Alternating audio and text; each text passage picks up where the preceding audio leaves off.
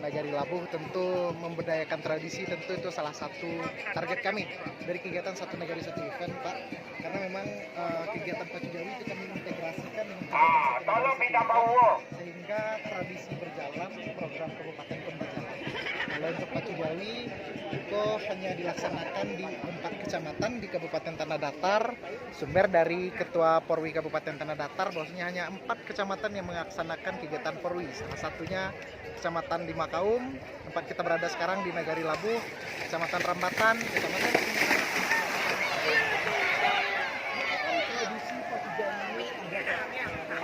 Melansir dari artikel-artikel yang saya baca, Pak, dan yang saya ketahui, Pacu Jawi itu sudah berlangsung sejak ratusan tahun yang lalu.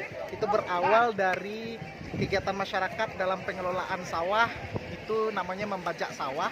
Jadi dahulu tradisi Pacu Jawi itu untuk mengelola sawah atau mengolah sawah, sehingga sekarang itu lahir dan berkembang menjadi satu tradisi yang ada otentik di Minangkabau. Oke, terima kasih. Dengan Pak, nama Pak Wali? Wahyudi Asri, Pak. Wahyudi Asri. Asri. Ya, Wahyudi Asri. Wahyudi Asri. Terus gelar Wahyudi Asri Sarjana Pendidikan. Terima kasih Pak Wali.